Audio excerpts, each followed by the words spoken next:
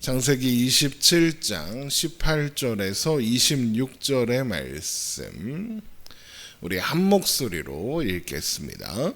야곱이 아버지에게 나아가서 내 아버지여 하고 부르니 이르되 내가 여기 있노라. 내 아들아 내가 누구냐? 야곱이 아버지에게 대답하되 나는 아버지의 맏아들 에서로소이다. 아버지께서 내게 명하신 대로 내가 하였사오니 원하건대 일어나 앉아서 내가 사냥한 고기를 잡수시고 아버지 마음껏 내게 축복하소서. 이삭이 그의 아들에게 이르되 내 아들아 내가 어떻게 이같이 속히 잡았느냐? 그가 이르되 아버지의 하나님 여호와께서 나로 순조롭게 만나게 하셨음이니이다. 이삭이 야곱에게 이르되 내 아들아 가까이 오라. 내가 과연 내 아들 에서인지 아닌지 내가 너를 만져보려 하노라.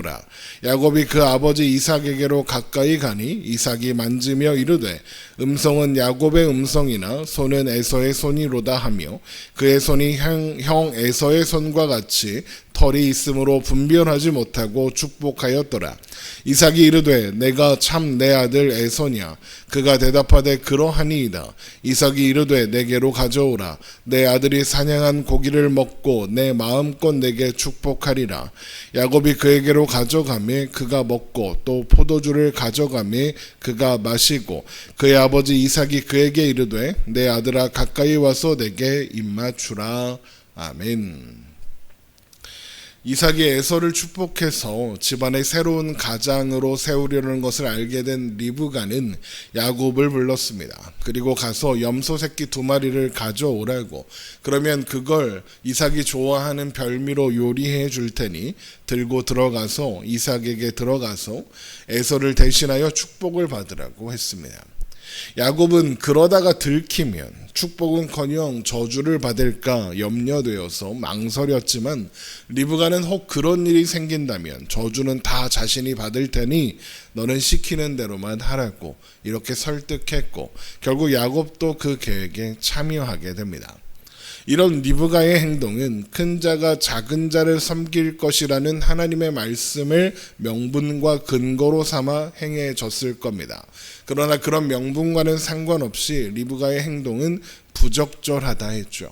리브가는 하나님의 뜻이 이루어지는 방식을 전혀 이해하지 못하고 있었기 때문입니다. 하나님이 계획하시고 뜻하신 일에는 번복이 없고 실패가 없습니다. 하나님의 때에 하나님의 방법으로 이루어질 겁니다. 사람의 방법이 개입할 여지가 없습니다. 리브가가 아무것도 하지 않아도 야곱이 이삭의 축복을 받아야 한다면, 그것이 필요하다면 받게 하실 겁니다. 남편과 아들인 에서를 속이지 않아도 되는 겁니다. 게다가 이삭의 축복이 중요한 것도 아닙니다. 야곱이 이삭의 축복을 받지 않아도 야곱은 하나님의 약속 안에 있는 사람입니다. 이삭의 축복을 받건 받지 못하건 그 집의 가장이 되건 안 되건 상관이 없습니다. 중요한 건 하나님이 그와 함께 계시느냐 아니냐이기 때문입니다. 아브라함의 하나님이었으며 이제 이삭의 하나님이신 하나님께서 야곱의 하나님이시다라고 선언되기만 하면 그걸로 충분한 겁니다. 이삭의 축복을 받아야 하나님이 야곱의 하나님이 되실 수 있는 게 아닙니다. 이미 그렇게 하기로 결정하셨고 선택하셨습니다. 하지만 리브가는 이것을 알지 못했고 이해하지 못했고 괜한 계략을 세우게 된 겁니다. 그래서 결국 이삭도 에서도 야곱도 모두 괴롭고 불편하게 만든 결과를 낳은 거죠. 그렇게 리브가의 계략을 따라 야곱이 이삭 앞에 서게 되었습니다. 그리고 야곱은 에서인 척 아버지를 부르며 나왔고 이삭은 그런 야곱에게 네가 누구냐고 묻습니다. 창세기 27장 18절입니다. 야곱이 아버지에게 나아가서 내 아버지요 하고 부르니 이르되 내가 여기 있노라. 내 아들아 내가 누구냐? 이삭이 네가 누구냐라고 묻는 것은 들리는 음성이 에서가 아니라 야곱이었기 때문입니다. 눈이 보이지 않아도 청각이 극도로 발달한다고 하죠. 그러니까 지금 음성으로는 바로 구분을 한 겁니다. 하지만 야곱은 태연하게 내가 에서입니다. 사냥한 고기로 별미를 준비해 왔으니 드시고 마음껏 축복해 주세요라고 이야기합니다. 창세기 27장 19절입니다. 야곱의 아버지에게 대답하되 나는 아버지의 맏아들 에서로소이다. 아버지께서 내게 명하신 대로 내가 하였사오니 원하건대 일어나 앉아서 내가 산행한 고기를 잡수시고 아버지 마음껏 내게 축복하소서. 하지만 이삭은 목소리 때문에 자기 앞에 있는 사람이 에서가 아니라 야곱인 것 같은데 라고 생각하고 있었습니다. 게다가 사냥을 하는 시간, 그리고 사냥을 마치고 돌아오는 시간, 거기에 요리를 하는 시간까지 고려하면 지금 내 앞에 있는 아들이 별미를 가지고 온 시간이 너무 일렀습니다. 너무 빨랐던 겁니다. 그래서 그런데 상대방은 자신이 에서라고 주장하고 있습니다. 그러나 눈이 어두운 이삭은 잘 들리지 않고, 그러니까 또 귀로 듣기에는 야곱 같고 헷갈리는 겁니다. 그래서 이삭은 어떻게 이렇게 빨리 왔냐라고 물으면서 만져보자고 하는 겁니다. 그러자 야곱이 뭐라고 하느냐, 하나님께서 순조롭게 사냥감을 만나게 하셔서 일찍 올 수 있었다라고 변명하며 아버지에게로 다가가는 겁니다. 창세기 27장 20절입니다. 이삭이 그의 아들에게 이르되 내 아들아 내가 어떻게 이같이 속히 잡았느냐. 그가 이르되 아버지의 하나님 여호와께서 나로 순조롭게 만나게 하셨음이니이다. 이삭이 야곱에게 이르되 내 아들아 가까이 오라. 내가 과연 내 아들 에서인지 아닌지 내가 너를 만져보려 하노라. 여러분, 이삭이 지금 이렇게까지 확인하고 또 확인하려는 이유가 뭘까요? 아무리 들어도 목소리가 야곱이거든요. 그런데 자꾸 그 목소리가 자기는 에서라고 주장을 하거든요. 그런데 이삭은 지금 에서를 축복하려고 하잖아요. 그러면 왜 자꾸 확인하겠습니까? 에서를 축복해야 하니까요. 틀리고 싶지 않은 겁니다. 에서가 이삭을 통해 축복을 받고, 그래서 하나님이 그에게 말씀하신 자손이 바로 에서가 되었으면 좋겠거든요. 에서라면 자신을 이스마엘처럼 만들어줄 사람이라고 그렇게 생각하고 있으니까요. 그래서 신중에 신중을 기하는 겁니다. 실수하고 싶지 않은 겁니다. 그런데 여기에서 이삭은 정말 큰 착각을 하고 있습니다. 무슨 착각이냐? 이삭이 축복하면 하나님의 약속이 흘러가는 사람이 된다는 착각입니다. 이삭은 자기가 축복하면, 자기가 하나님께 예입니다 라고 이야기하면 그 사람이 하나님의 사람으로 만들어 주실 거다라고 생각하고 있는 겁니다. 여러분, 정말 그렇습니까? 이삭이 축복하고 지명하면 그 사람이 하나님의 약속을 이어받을 약속의 자손이 됩니까? 아닙니다. 하나님은 이삭에게 그런 권한을 주신 일이 없습니다. 이삭도 그런 식으로 선택되지 않았습니다. 하나님은 이스마엘이 아니라 이삭을 선택하셨습니다.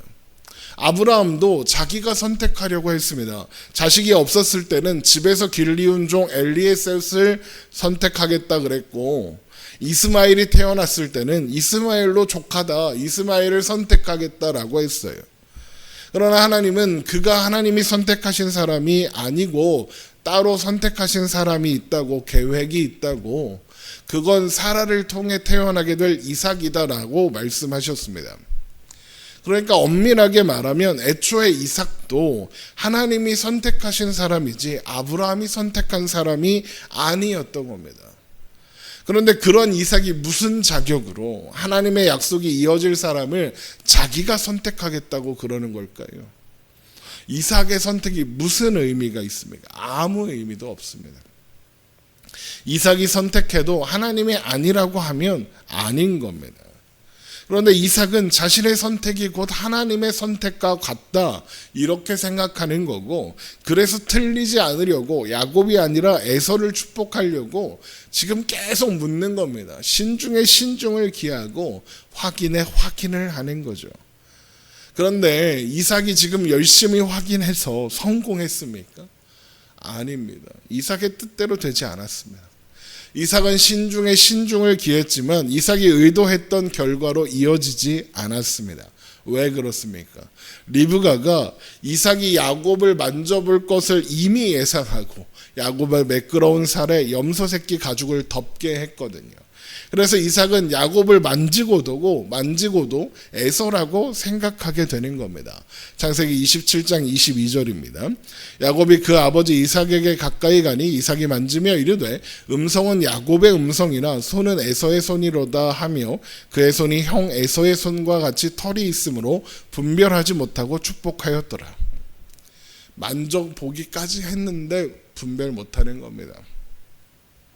그렇게 이삭은 야곱이 에서인 줄 알고 식사하고는 축복하기로 하는 겁니다. 창세기 27장 24절입니다.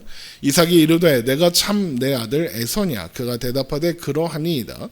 이삭이 이르되 내게로 가져오라. 내 아들이 사냥한 고기를 먹고 내 마음껏 내게 축복하리라.